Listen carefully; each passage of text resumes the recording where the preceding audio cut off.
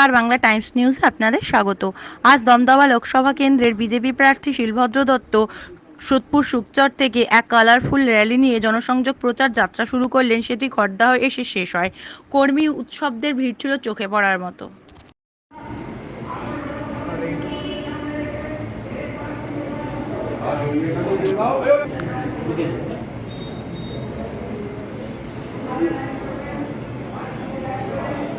কি করছেন?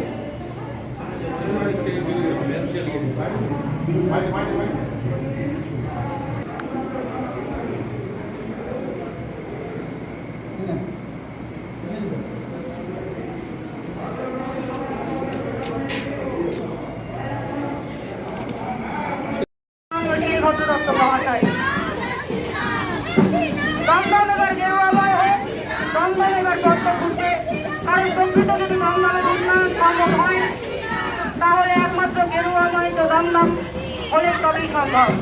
দমদমের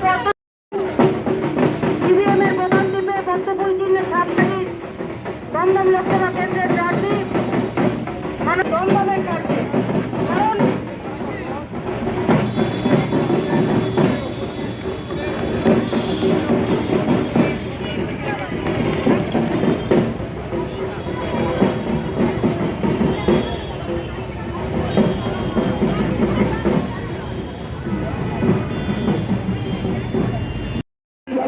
মহাশয়কে আপনারা দ্বিতীয় বলেন না, অতিথির হাত শক্ত করুন যাতে ভারতবর্ষ আরো উন্নত শিখরে পৌঁছে যায়।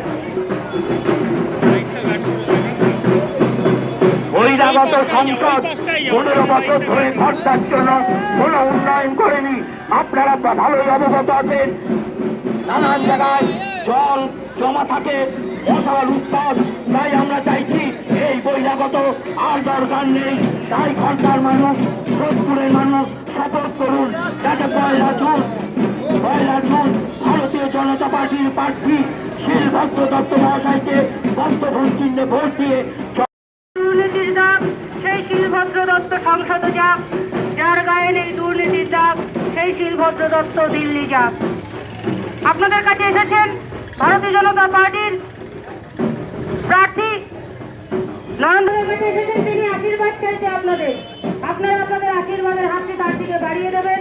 সাংসদের সুইমিং পুলে নাচ দেখছে, মানুষ দেখছে দমদমে বিজেপি জিতে।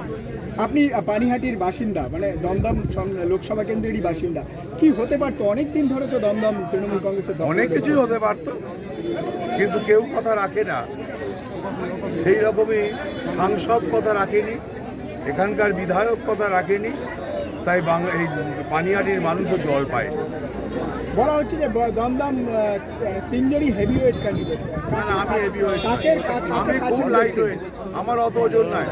সৌগত রায় বা সুজন চক্রবর্তীর মতন আমার ওজন অত নয়, আমার কম ওজন, আমি কোনো হেভিওয়েট নই। আমি একদম বিজেপির একজন সাধারণ কর্মী। আমি মনে করি আমার নেতা নরেন্দ্র মোদীর প্রতিনিধি হিসেবে আমি এখানে এসেছি। আমি কেউ নই, অন্যেরা হেভিওয়েট ওয়েট হতে পারে। আমি খুব সাধারণ মানুষ, সাধারণ কর্মী। আমি কর্মীদের সাথে নিয়ে নরেন্দ্র মোদীর কথা নিয়ে বাংলার এই দমদমের মানুষের কাছে এসেছি। দমদমের মানুষ নরেন্দ্র মোদীকে ভোট দেবে আমাকে। কি করতে চান দমদমে? কি করতে চান দমদমে? কি করতে চাই মানে মানুষ পানীয় জল পাবে, মানুষ এই আবর্জনাকে সরিয়ে দিবে। মানে সব থেকে বড় আবর্জনার নাম সৌগত রায়। তারপরে অনেকগুলো আবর্জনা আছে, নির্মল ঘোষ নাম দিতে পারে অনেকগুলো। এই আবর্জনাগুলোকে সরিয়ে দিয়ে এখানকার মানুষ আবর্জনা মুক্ত হতে চায়। আমিও সেই আবর্জনাকে মুক্ত করি। মেট্রো রেল ব্যারাকপুর অব্দি হবে বলে তখনকার নেত্রী আমি মঞ্চটা করেছিলাম, তিনি এসে বলেছিলেন এবং অনেক মহাপুরুষদের নামে স্টেশনের নাম বলেছিলেন। মেট্রো চালু হয়নি। হ্যাঁ, যদি সাংসদ হই, বিজেপি সরকার ক্ষমতায় আসবেই এবং মেট্রো চলবেই। সৌগত রায়, মমতা ব্যানার্জির ক্ষমতা নেই মেট্রোকে আটকাবে। সৌগত রায় সম্প্রতি সেই রাস্তার বেহাল দশা, রাজ্য সরকারের মতনই দশা, রাস্তার বেহাল দশা। কথা রাজ্যেরই তো দশা বেহাল করে দিচ্ছে। না, প্রতিদিন পশ্চিমবাংলায় প্রচুর অ্যাক্সিডেন্ট হচ্ছে, 26,000 ছেলের চাকরি চলে গেছে। পশ্চিমবঙ্গে তো বেহাল চলছে, তা সেখানে রাস্তা তো বেহাল হবেই, কারণ সব টাকাটাই তো কাটমানিতে যাচ্ছে। কারোর বাড়ির ছাদ সুইমিং পুল হচ্ছে, কারোর বড় বাড়ি